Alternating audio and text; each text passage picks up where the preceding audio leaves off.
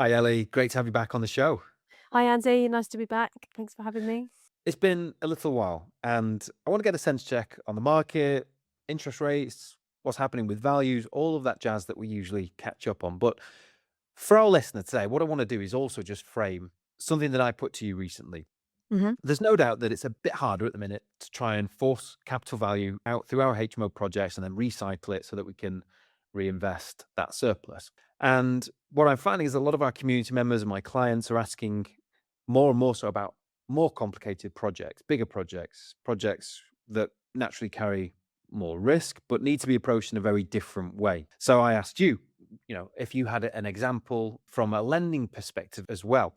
And I thought it would be good to talk about this today. I know you've got a great case study to share with us. So we're going to have a chat about that today because I think there's a lot of people exploring these slightly more complicated projects at the minute. But before we get there, Ellie, let's just get a sense check on what is going on. Tell us what the market looks like at the minute. Well, it's been a really strange time, hasn't it? I think there's so much uncertainty in the world, which doesn't seem to be settling down. That yeah, it has been a little bit up and down. But like I was just saying to you, there's not really any kind of progression up or down. It just seems to be, rates are changing, and I think a lot of the time it depends on when lenders are going out to their funders for money. So, is it a good day? What's happening in the Strait of Hormuz on that day, that kind of thing. So we've had some lenders reducing rates. Shawbrook have actually reduced their rates quite considerably. They're now like under 6% for kind of, your regular HMO type business, which is really competitive. So we've seen some rates come down, we've seen other rates go up, but then also we're seeing a lot more products on the market. And that is always a good sign. So when funding is more expensive and getting funds is more tricky, you'll see that lenders will really reduce the number of available products. So you might only have a 5-year fixed product with like one fee option. Whereas when funding is more available, you'll have lots of options. So different interest rates, different fees, different fixed rate periods, and tracker rate. You see a whole variety of rates out there.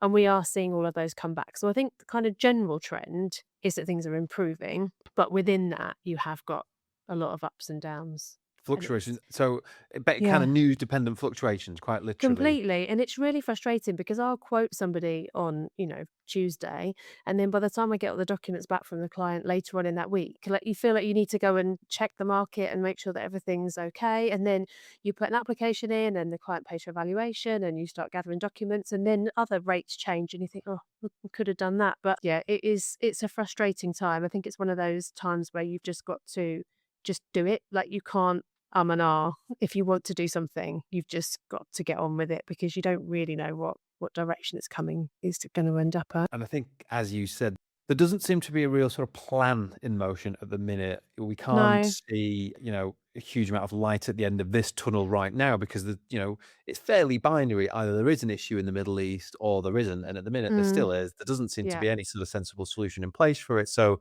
No. things are just sort of sticking, right? They are. I mean, there's been a lot of talk over the last couple of weeks about energy prices going up. So I think we will see inflation probably go up towards the end of the year. But then the Bank of England have come out a couple of times and said, look, we don't feel that we need to increase the base rate, which is obviously good news. But there are so many things that go into the pricing of products. Base rate is only one part of that. Swaps are another part, availability of funds, certainty, what people think is going to happen.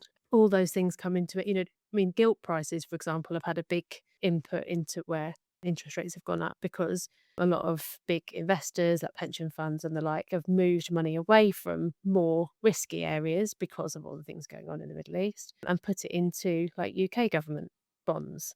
But because everybody then wants to invest in them, demand goes up, the interest rate goes up, and then that then has a knock-on effect on the swap rate. So there's so many things that go into pricing of mortgage products that it is very difficult to say, well, as long as base rate stays the same, it should stay the same. Like it's just not quite as simple as that, unfortunately. Think a big takeaway at this point in the year is that planning around lower rates or doing a Mm, deal now and hoping that your rate's going to come out at 5% is probably not a wise thing to do. I think you no. just need to assume that rates are what they are for a little while. I think over a long horizon, years, Yeah. we should and still hope to see that average rate come back down, not to sort of pre-COVID levels, but certainly, sub 5%. And it wasn't that long ago, I got a rate about 4.5%, which was pretty Yeah, good. And that'd be very hard to get now. it would be. I think where the rates were sitting at around 4.5, those kind of rates, pre-Middle East issues, we're looking at over 5% for those same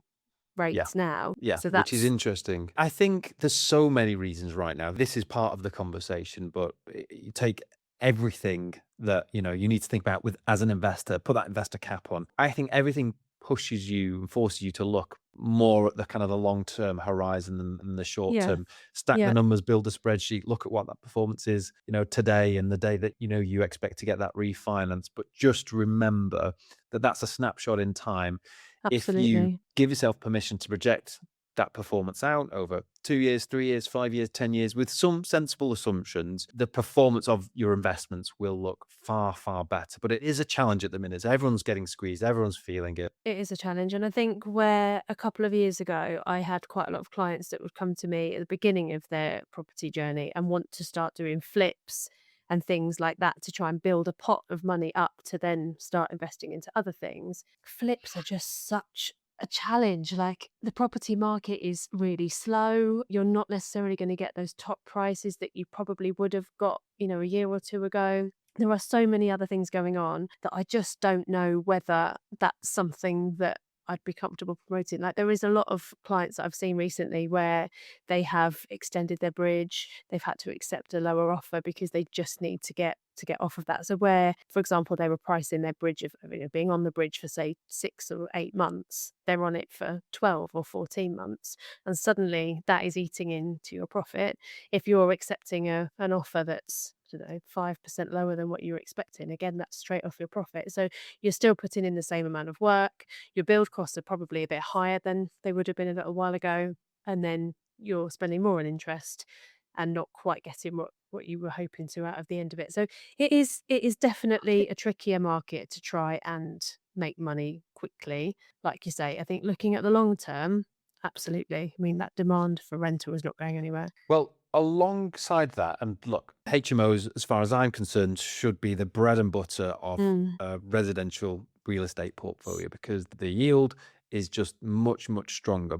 But I appreciate that a lot of people do need to try and find those more creative solutions to finding value, forcing it back out of their deals. And sometimes it's best not to look at kind of doing that vertically, doing one HMO after another and expecting you'll just keep recycling the money. Sometimes you need to look mm, laterally and look at a slightly different deal, do yeah. things in a slightly different way. So build your HMO portfolio, but alongside some other deals that maybe focus more on the capital creation side of stuff. Maybe they are a bit riskier and they need to be approached in a different way.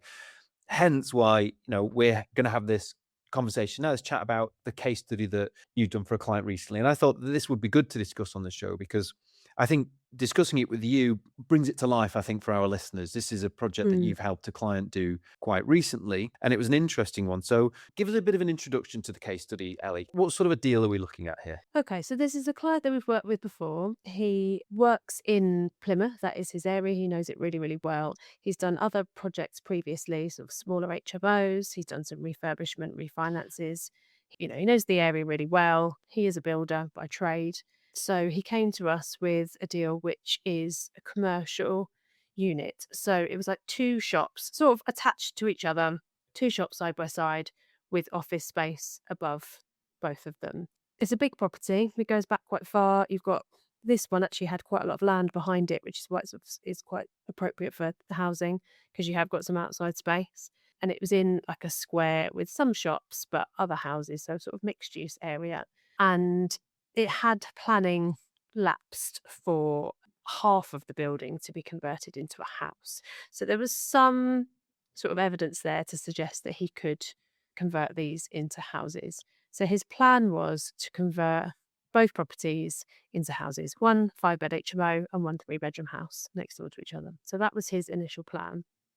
Now, he didn't have planning. There was lapse planning, but there was no current planning in place. So when we haven't got planning, it does make life a little bit more tricky in terms of funding.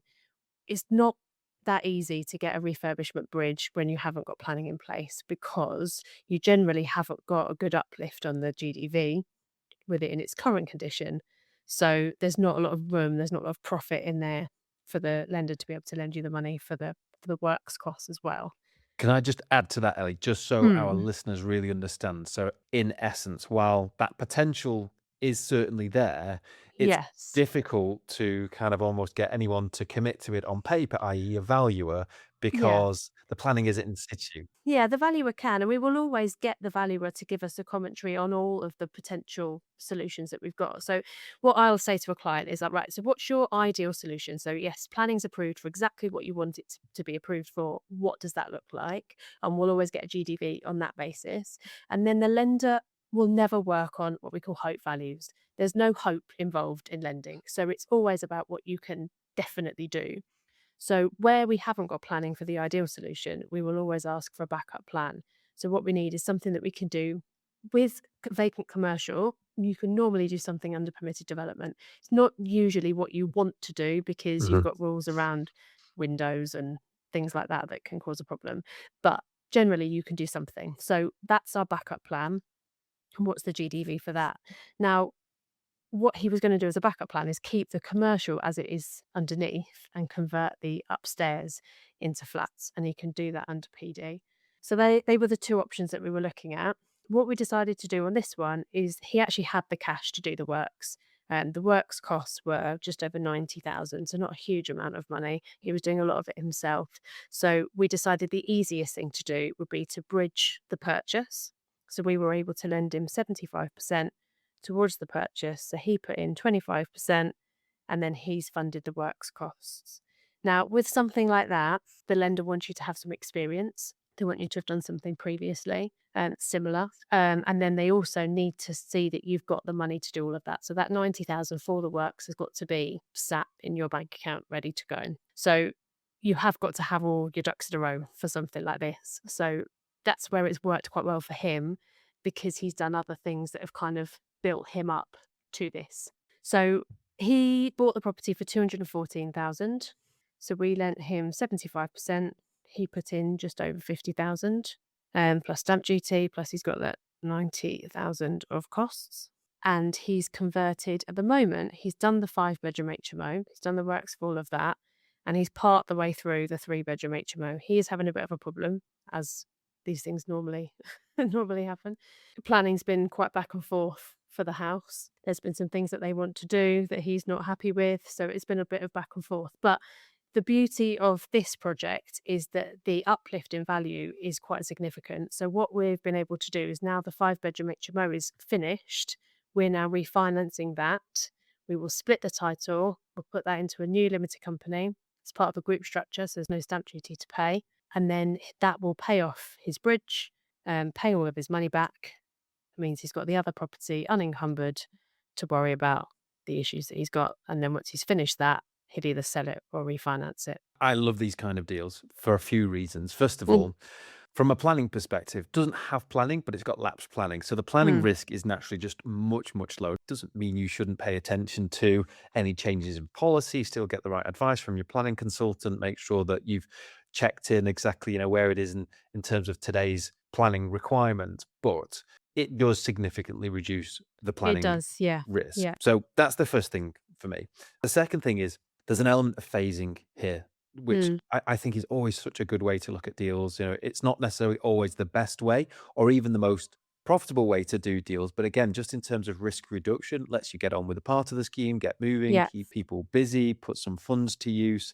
And then in this example, and a great example, actually come out in a really good position that just makes the next phase much easier, much lower risk. And in some cases, and this is what I've done myself, sometimes even just leave that to come back to on a bit of a rainy day where there's nothing else going Yeah. on. I haven't been able to Yeah. find a project. So these sorts of creative deals at the minute, and I'll be honest, not really easy to find, but I think they're great if you can find them because not only are they much lower risk, but also they can be really, really, really profitable. And I think what you're saying is actually it can be pretty straightforward to get into the deals. It doesn't have Yeah. to be you don't have to do everything all at once. Absolutely, and I think this one, when you looked at it to start with, it's a bit like, "Oh god, he hasn't got planning, it's currently vacant commercial."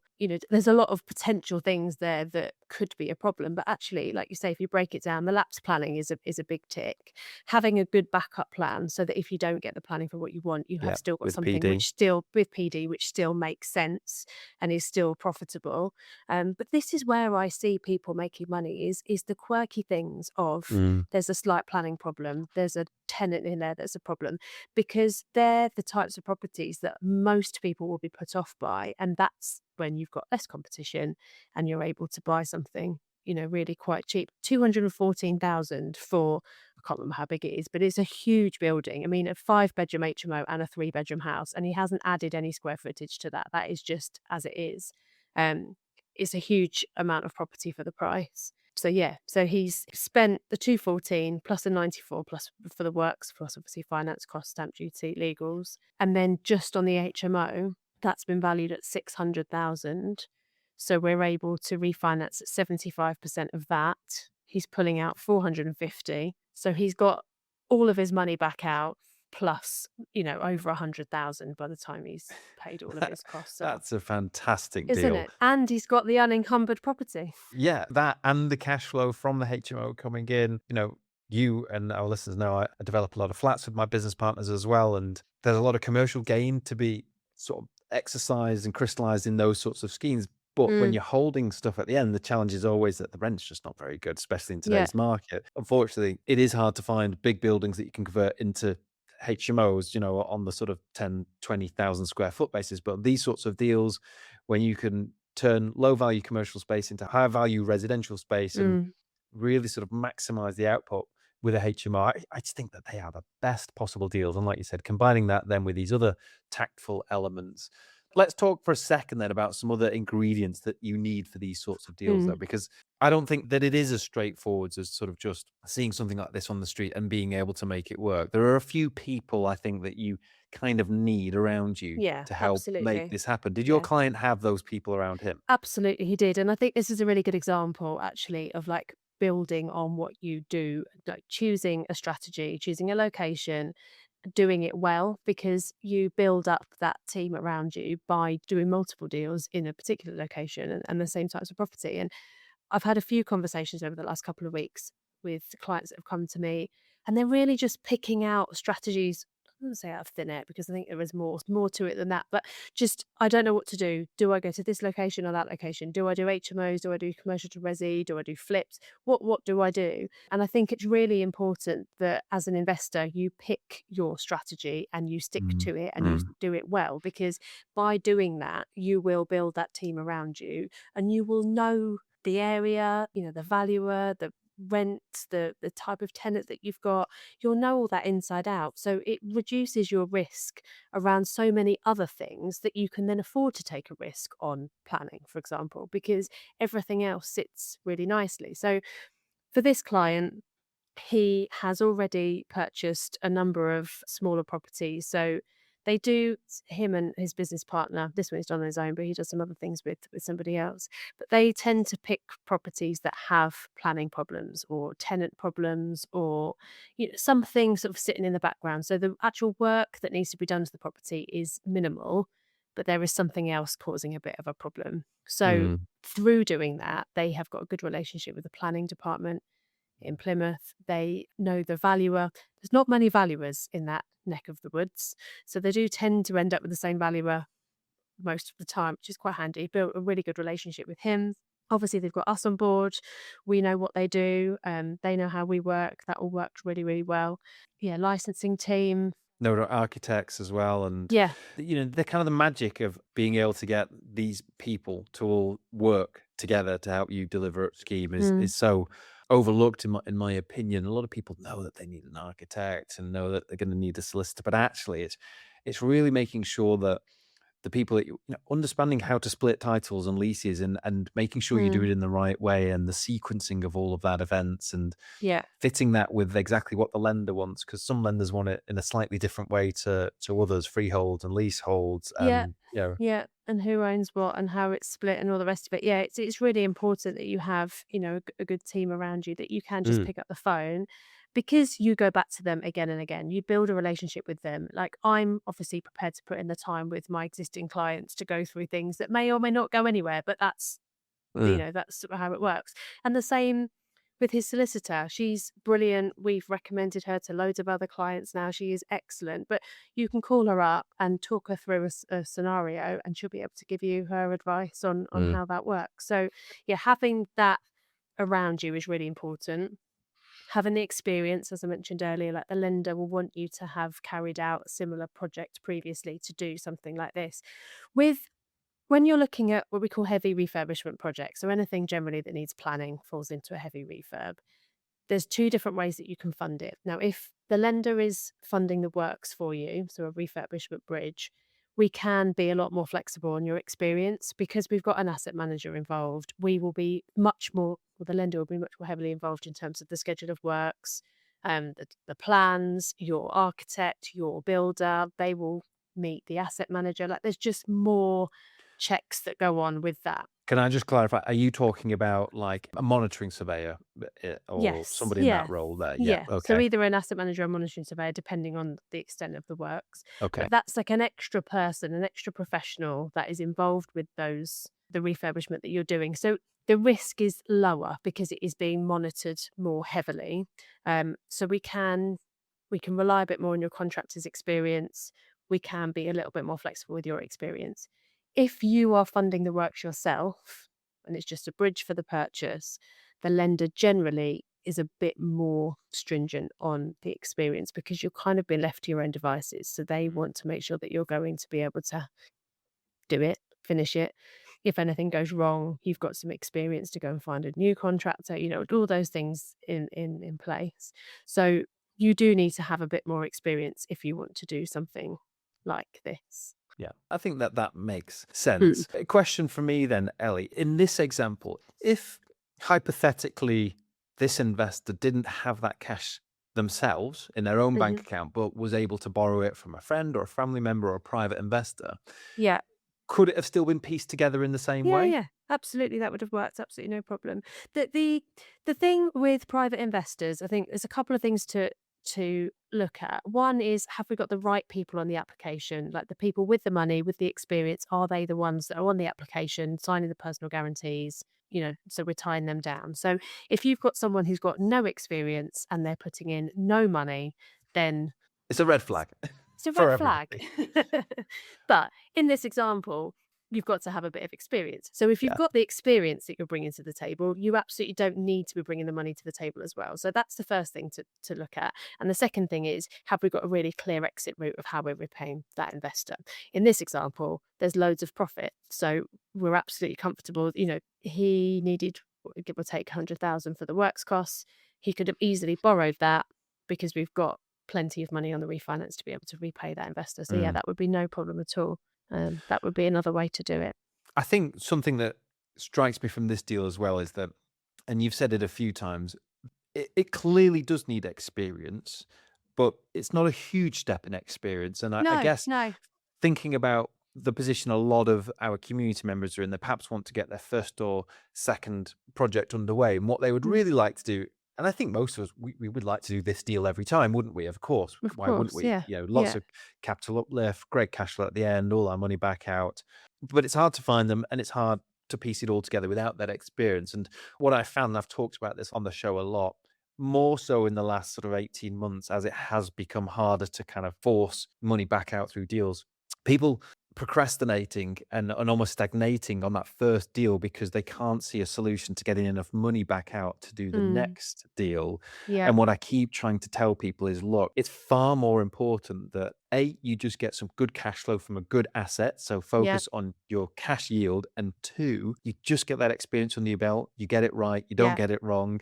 yeah, When you've got that under your belt, it's going to be much easier to go and look at more creative projects, to get buy-in from investors, lenders and other people in the team that need to be a kind of a part of making these sorts of things happen. Yeah, But absolutely. ultimately, and I tell everybody this, I do some pretty big deals, and I like to remind everyone that I don't just have millions of pounds down the back of the sofa that I can pull Mm, out to say, "Hey, here you go. I'm going to buy that. I'm going to spend all this money in the refurb." We largely rely on borrowing a lot of the money to do that, but we can only yeah, do that because we have that experience. So absolutely. Yeah. I guess what I'm saying is just because you've got a bit of cash to do the first deal doesn't necessarily mean you have to be contingent on getting money from that deal and putting it into every subsequent project thereafter. There are more No, creative ways. absolutely. And I think if you assume that your first deal's got to be the perfect deal, I don't think you'll ever do the deal. Like it never is going to be perfect. And even if it's perfect on paper, in reality it's not going to be perfect because your build cost will be more than you expect. Your GDV might not quite be what you expect it to be. Like it won't take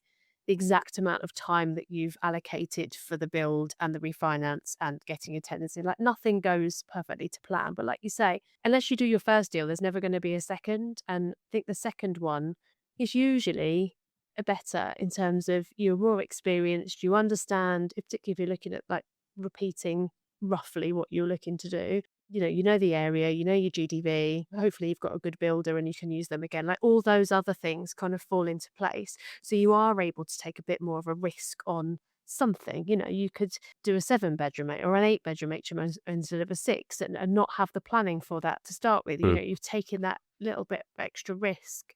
But unless you've done the first one, and the first one's worked, yeah, there's not gonna be the second one. And the slightly riskier ones will, in theory, give you a higher reward. That's generally how life works. Yeah, that's how it works in our game, isn't it? Yeah, And also just having that cash flow from that first project or yeah, second project yeah, behind you, it just takes the edge off it a lot, does. repayments and debts to repay and things like just having that Yeah, extra one, two, £3,000, whatever it is a month coming in will just yeah. make I think that's the other thing that people think that they need to get all of the money back out on the refinance. But actually, yeah, if you've got a well-yielding HMO, you could make 24,000 in a year, Mhm. sat there just not doing nothing, that's not what I mean, but you know what I mean. You haven't done another project and you've got that extra money sitting in your bank account. So there are lots of ways to get to that point, but I Mm, think the key thing for me is really understanding what it is that you are trying to achieve and understanding the location that you're in, the type of tenant, the type of property, really understanding what you want to get out of it all, and then building a team around you that works well for the type of business that you want to do. definitely. Well, thank you for sharing a great case study with us there. I'm sure that that will have enlightened a lot of people and given them perhaps the encouragement to maybe think about and Mm, start looking at some of these slightly more creative deals. And for anyone who's not quite there yet, just doing the first project, just focus on getting that right first and then move on yeah. and look at these more creative ones. Just sort of off the back of this, Ellie, it sounds like the valuation for the HMO on this project went really well. Yes. Although I don't know what the expectation was, but just I suppose anecdotally, what's the general feeling at the minute? There's a mixed sentiment, I would say, in the market at the minute in terms Mm, of valuations. HMOs getting commercial valuations, especially in some locations, are getting a bit of press at the minute. I would say, for example, Bolton's a good example. Really, kind of people struggling with refinance valuations. They've been operational for a few years. Clearly, are not performing too well. But what are you finding? Because it sounds like actually that's not been the case. yeah, that's not the case. No, it's not the experience that we've had. I mean, I will caveat that by saying that a lot of the business that we're doing at the moment that I'm seeing is properties that have recently been refurbished. And I Mhm. think on an investment value, if you are purchasing a property, spending upward of 100,000 on a refurbishment and then refinancing immediately, that is the ideal time to then try and get an investment value. I think we've got to be really careful because anything up to and including 6 bedrooms, the majority of lenders will not allow you to have an investment value. So you can't, I know I talk about it a lot, but you've got to be really specific about the lender that you are going to. And that's like a big part of my job is making sure that we've got the right lender and then we've got the right valuer. Because even if you go to a lender that will allow you an investment value, unless you're specifically choosing the valuer that that goes and attends the property. I've had one in Luton recently. We've done loads in Luton, always get an investment value, never a problem. Couldn't use this particular valuer with this lender. The client was quite rate sensitive. We decided to give it a go, and it's come in quite a lot lower than she was expecting. And if you read the commentary, it's not an investment value, although that was a tricky property because it was a purpose built like townhouse, 6 bedroom, 6 bathroom. It's not been converted. It was built, I think, I don't know, maybe 10 years ago. It's in good condition, but it's not styled, paneled walls, brand new. Something that somebody would buy with an uplift for, instead of going and doing it themselves. It is Yeah. quite a plain property. The layout is there. They're big rooms. They're all en suites. That's there, but it's not brand new. So it is a tricky one. But I had one last week. The client was expecting 275 for a 5 bed HMO, came in at 325. Oh, wow. That was Quite a a bit really more then. good percentage on top of what he was expecting, so that's a good example. Other ones that have come in as the client was expecting, this 600 was good. He was expecting around that. Yeah, we got that. So I think the other thing is always expectations versus reality, isn't it? It's very hard to say or to pick one example of something and say, "Oh, did client didn't get what they wanted," but was the client's expectations matching what was actually going to Yeah. happen? I mean, I spoke to a client the other day and she wants to convert this property into a 6 bed HMO. I've given her multiple examples of other properties in a similar location that have got a certain amount of money on the GDV, and she's expecting quite a considerable amount more for not really any reason. And then, yeah, I don't think she's going to get it. The valuation happened the other day and she was there, met the valuer, and the general feeling is that she's not going to get what she thinks. But were her expectations correct in the first place? Possibly not. I think it's been a while since we've skipped over an episode without just reminding people of that. There's an Mm, expectations versus reality thing that we all yeah. need to be aware of. This is as investors what we should be, doing and knowing better than anybody else. It's all well and good being optimistic, but I think if optimism is the plan, then, we're kind of doomed to fail, really. We Yeah, have to be it's realistic and plan on that absolutely. I mean, basis. if it all comes in higher than you expected, like happy days, that's extra money that you weren't expecting. But I think it's got to work on realistic numbers. Otherwise, yeah, like you say, you're doomed Mm. from the start, aren't you? And just, I want to make a point here that we're not saying you have to be pessimistic. If you are pessimistic when you look at deals, Mm, it's good to be pessimistic and stress it and see what that looks like in that yeah. event, in that scenario. But you wouldn't buy something on the presumption that it's not going to perform as well as No, you think it should do in the market. So, and if you try to stack deals and buy them on that basis, you'll find the problems. You'll just engineer yourself out of the deal. you So, will. You'll never buy anything no, if I get some clients that come to me with like wildly high build costs. And obviously, I see a lot of schedules of work, so I know roughly how much things will cost in different locations, but very roughly. But a guy came to me the other day, and it's like that. Sure, you could buy, build a whole new house for that. It just seemed like a wild amount of money. But then, if you put that figure into your deal stacker, nothing's going to be profitable, that's right. so Yeah. you won't buy anything. Yeah, you have got to work off realistic numbers, but yeah, I mean, go and get a builder to go round to a house, even if it's not the house that you end up buying, get a build quote. If you're looking at converting a house to a 6 bedroom HMO and it is a terrace property, you're going to be doing the same thing. It's be the same cost of adding bathrooms, small extension, loft conversion. It's quite standard. So, know your numbers, add a 10% contingency, of course, but you don't need to Hmm. go crazy. It is hard, especially without experience, to know build costs in detail. And it is one of those things that I find I have to help my clients with a lot who haven't been there and done it. But Mm, still, the truth is, you just got to put the work in to getting as close as you can to an yeah, accurate figure before you buy the property. And it isn't always easy. It isn't easy to get builders to come and have a look at the property for you before you've even bought it or before you know whether or not they're going to get appointed on the job. But anecdotal advice, read through the case studies, speak to people, have as yeah, many conversations as yeah, possible. There's data out there. So, yeah, and a lot of people I find don't want to do that work or don't necessarily know that they should do that work. But yeah. your numbers are really sensitive to bill costs. They are, and I think particularly if you're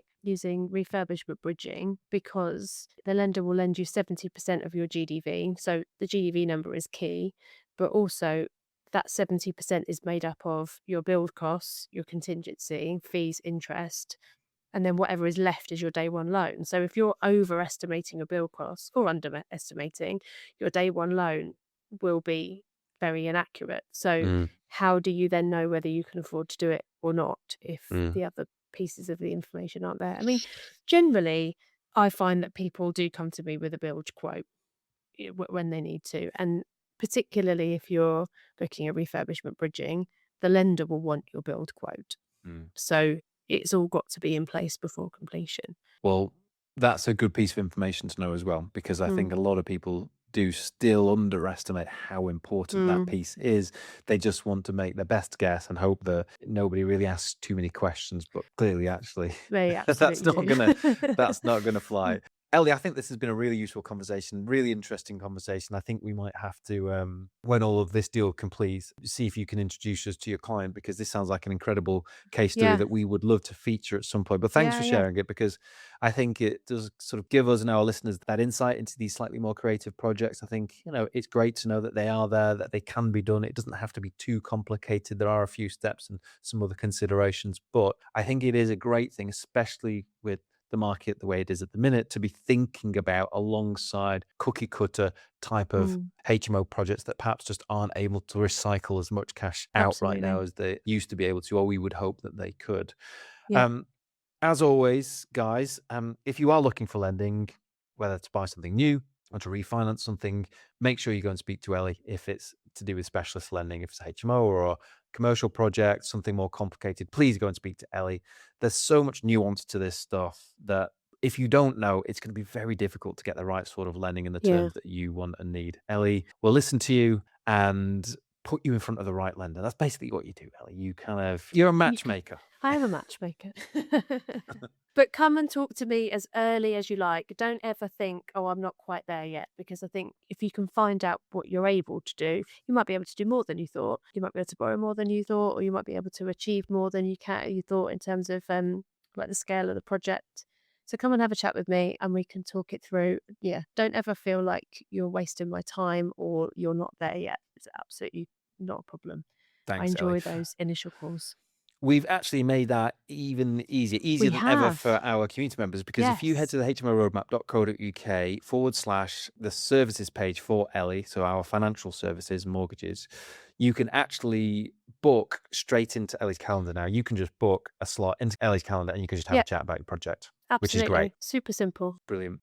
Ellie, as always, been an absolute pleasure. Thank you for telling us what's happening, I suppose, on the other side that we don't often get to see. And I'm looking forward to having you back on the show soon. Yes, thank you very much. I'll speak to you soon.